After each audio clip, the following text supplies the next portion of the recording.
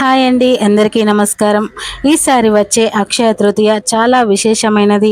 ఎందుకంటే ఈ అక్షయ తృతీయ రోహిణి నక్షత్రంతో కలిసి వస్తుంది.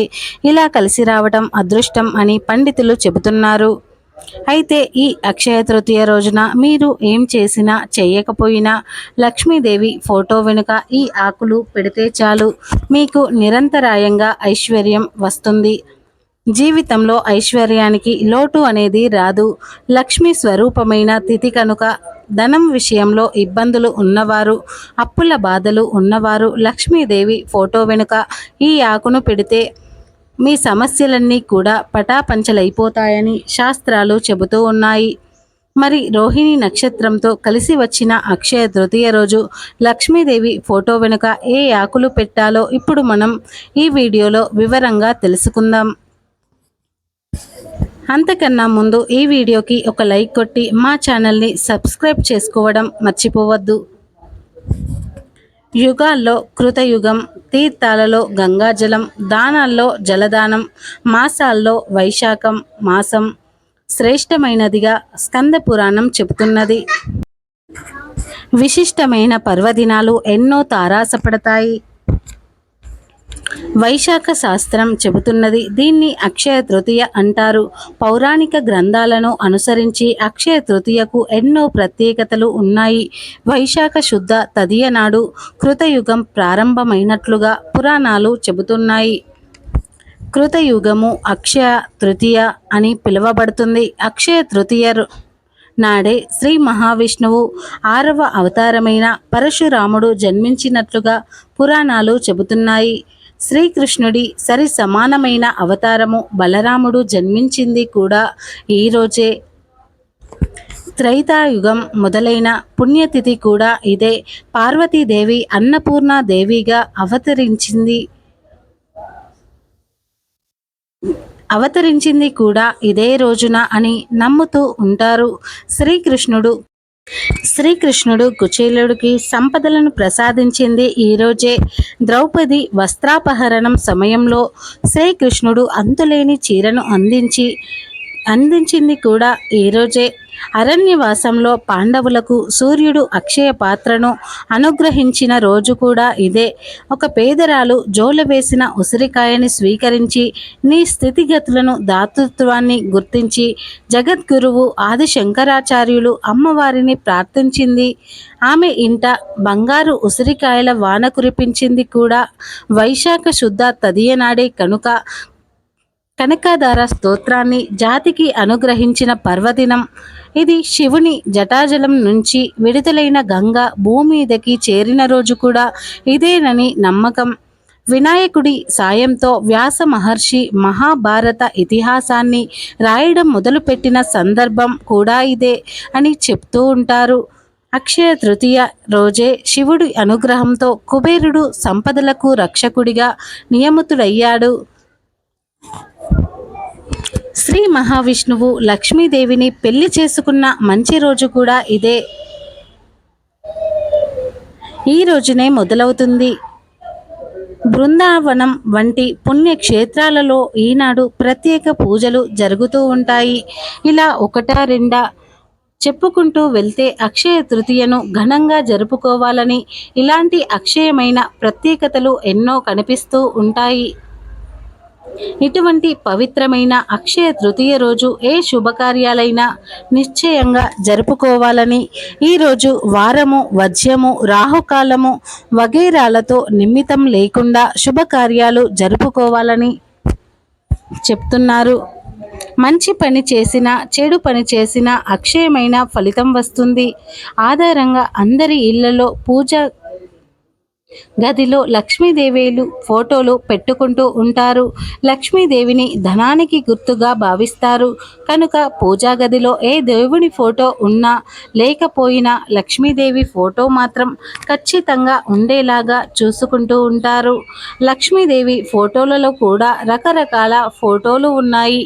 అమ్మవారు కూర్చొని ఉన్న ఫోటో, ఎర్ర రంగు చీర కట్టుకొని ఉన్న ఫోటో, ఆకుపచ్చ చీర కట్టుకున్న ఫోటో, నిల్చొని ఉన్న ఫోటో, పింక్ కలర్ చీర కట్టుకొని ఉన్న ఫోటో, ఎల్లో చీర కట్టుకొని ఉన్న ఫోటో, ఇలా రకరకాల ఫోటోలు ఉన్నాయి. కొంతమంది లక్ష్మీదేవి నిలబడి ఉన్న ఫోటో ఇంట్లో ఉండకూడదు అని చెప్తూ ఉంటారు. అలా లక్ష్మీదేవి నిలబడి ఉన్న ఫోటో ఇంట్లో ఉంటే లక్ష్మీదేవి ఇంట్లో ఉండదని అనుకుంటూ ఉంటారు. కానీ అలా అని ఏ శాస్త్రంలోనూ కూడా చెప్పలేదు. కేవలం అపోహ మాత్రమే. కాబట్టి అమ్మవారు నిలబడి ఉన్న ఫోటో అయినా, కూర్చుని ఉన్న ఫోటో అయినా, ఏ ఫోటో అయినా పూజా గదిలో పెట్టుకోవచ్చు. లక్ష్మీదేవి ఫోటో పూజా గదిలో ఖచ్చితంగా పెట్టాలి. ఈ విషయం ప్రత్యేకించి చెప్పవలసిన అవసరం లేదు. ఎందుకంటే అందరూ కూడా తప్పక లక్ష్మీదేవి ఫోటోలు పూజా గదిలో పెట్టుకుంటూ ఉంటారు. అంటే విష్ణుమూర్తితో కలిసి ఉన్న ఫోటో కానీ, లేదా గణపతితో లక్ష్మీదేవి ఉన్న ఫోటో కానీ పెడుతూ ఉంటారు. లక్ష్మీదేవి ఫోటో ఉన్న అక్షయ తృతీయ రోజు లక్ష్మీదేవికి తప్పనిసరిగా పూజ చేయాలి. అక్షయ తృతీయ రోజు పూజ చేయటం వలన మీ ఇల్లు అక్షయంగా ధనధాన్యాలకు లోటు లేకుండా ఉంటుందని శాస్త్రం చెబుతుంది. అప్పుల బాధలు తొలగిపోవాలని కోరుకునేవారు, ఆర్థిక సమస్యలు తొలగిపోవాలని భావించేవారు అక్షయ తృతీయ రోజు చక్కగా ఒక మామిడి ఆకులు తెచ్చుకోండి. అక్షయ తృతీయ రోజు చక్కగా స్నానం చేసి దగ్గరలోని మామిడి చెట్టు దగ్గరకు వెళ్ళి ఒక నమస్కారం చేసుకొని ఒక మంచి మామిడి ఆకును తెచ్చుకోండి. పండిపోయిన ఆకులు, చిరిగిపోయిన ఆకులు కాకుండా మంచిగా పచ్చగా ఉన్న ఆకులు కోసి ఇంటికి తెచ్చుకోండి. తరువాత తడి వస్త్రంతో ఈ మామిడి ఆకులను తుడవండి. ఇప్పుడు శ్రీచందనం తీసుకొని దానిలో కొంచెం వాటర్ కలిపి పేస్ట్ లాగా చేసుకొని మామిడి ఆకు మీద శ్రీం అని రాయండి. అలా రాసిన తర్వాత ఈ మామిడి ఆకును 2 చేతులతో పట్టుకొని మీకు ఉన్న ఆర్థిక సమస్యలు తొలగిపోవాలని చెప్పి సంకల్పం చెప్పుకోండి. చెప్పుకున్న తర్వాత మామిడి ఆకులను లక్ష్మీదేవి ఫోటో వెనుక పెట్టండి. మీరు ముందు లక్ష్మీదేవి పూజ చేసుకున్న తర్వాత ఈ పరిహారం చేయండి. ఇలా పెట్టిన ఆకులు అస్సలు కదపకుండా వదిలివేయండి. ప్రతిరోజు ఇంట్లో ధూపం వేస్తూ ఉండండి. 1 నెల రోజుల తర్వాత, అంటే మళ్ళీ నెల వచ్చే తర్వాత తదియ రోజు లక్ష్మీదేవి ఫోటో వెనుక పెట్టిన ఈ మామిడి ఆకును తీసి ఆకును ప్రవహించే నీటిలో పడవేయండి. ఇలా చేస్తే ఈ నెల రోజుల గ్యాప్లోనే మీ సమస్యలన్నీ కూడా తొలగిపోతాయి. ఇలా ఒకసారి చేస్తే చాలు, మీకు ఉండే అన్ని రకాల ధన సమస్యలు పటాపంచలు అయిపోతాయి. ధన లాభం కలుగుతుంది. ధన ధాన్యాలు ఎలాంటి లోటు లేకుండా ఉంటుంది. అష్ట ఐశ్వర్యాలు కలుగుతాయి. తరతరాలకు తరగని ఐశ్వర్యం సిద్ధిస్తుంది. దీనితో పాటు అక్షయ తృతీయ రోజు ఖచ్చితంగా ఏదో ఒక చిన్న దానమైనా సరే చేయండి. పెద్ద పెద్ద దానాలు ఏమీ అవసరం లేదు. అన్నం పెట్టినా చాలు, లేదా ఒక పండు ఇచ్చినా చాలు, అక్షయమైన ఫలితం వస్తుంది. కాబట్టి ఈ అక్షయ తృతీయ రోజు మీరు కూడా లక్ష్మీదేవి ఫోటో దగ్గర ఈ పరిహారం చేసి మీ సమస్యలను తొలగించుకొని లాభాన్ని పొంది సంతోషంగా జీవించండి. అక్షయ తృతీయ రోజు బంగారం కొనవలసిన పని లేదు. బంగారానికి బదులు ఉప్పు, పసుపు, కుంకుమ కొని తెచ్చుకున్నా చాలు, లక్ష్మీదేవి అనుగ్రహం కలుగుతుంది. మీ ఇంట్లో సిరుల వర్షం కురుస్తుంది. ఈరోజు శ్రీ మహాలక్ష్మి దేవిని కుబేరుడు పూజించడం ద్వారా సకల సంపదలు చేకూరుతాయని పురాణ వచనం. తృతీయ రోజంతా అత్యంత శుభకరమైన ముహూర్త కాలంగా భావిస్తారు. ఈరోజు అమ్మవారిని తామర పూలతో పూజిస్తే చాలా మంచిది. తామర పువ్వులు లభించని వారు గులాబీ పూలతో పూజించాలి.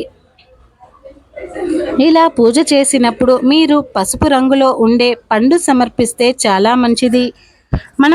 మనకు ఇప్పుడే మామిడికాయలు అందుబాటులోకి వస్తాయి కనుక ఈరోజు మామిడికాయలు కానీ, అరటి పండ్లు కానీ సమర్పిస్తే మీకు శీఘ్రంగా లక్ష్మీ కటాక్షం లభిస్తుంది. అమ్మవారికి పెట్టిన పండ్లు తింటే చాలా మంచిది. ప్రత్యేకించి అక్షయ తృతీయ రోజు బంగారం కొన్నా కొనకపోయినా దగ్గరలో ఉండే వేప చెట్టు దగ్గరకు వెళ్ళి దాన్ని తాకితే చాలు, లక్ష్మీ కుబేర యోగం కలుగుతుంది. ఫ్రెండ్స్, చూశారు కదా, ఈ వీడియో మీకు నచ్చినట్లయితే మా ఛానల్ని సబ్స్క్రైబ్ చేసి పక్కనే ఉన్న గంట సింబల్ని యాక్టివేట్ చేయండి. మేము పెట్టే ప్రతి వీడియో మీకు నోటిఫికేషన్గా వస్తాయి. ఈ వీడియో పూర్తిగా చూసినందుకు ధన్యవాదాలు.